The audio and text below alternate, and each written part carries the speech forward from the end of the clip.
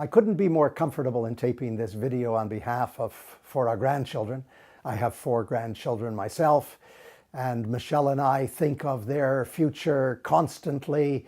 And I must say, in the face of global warming and climate change, I think of it on occasion apocalyptically.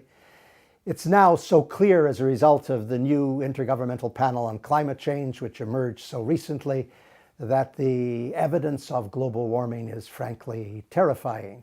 And the rising sea levels and the melting of the Arctic caps and the inundation of the coastal regions, and indeed the shifting agricultural patterns, even the shifting in global health. There are mosquitoes who have induced malaria. They're moving north now in Africa to countries which never had malaria before. The extraordinary consequences of the turbulent and violent climatic shifts in conjunction with the hazards to human health are frankly overwhelming. And you can't help but think of it in terms of what is going to be experienced down the road and experienced by our grandkids.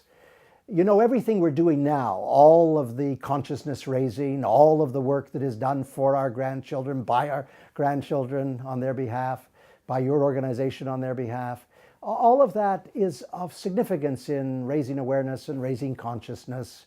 But the truth is that if we don't get governments to reduce carbon discharge with a dramatic reduction on the reliance on fossil fuels and an equally dramatic move to alternative energy supplies, then something terrible is going to happen to this planet.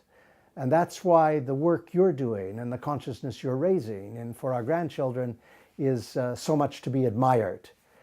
A long time ago, in 1988, I actually chaired what was then called the first ever major conference on climate change.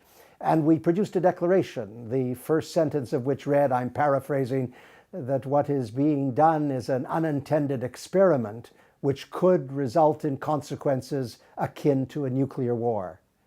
At the time, that was considered hyperbolic.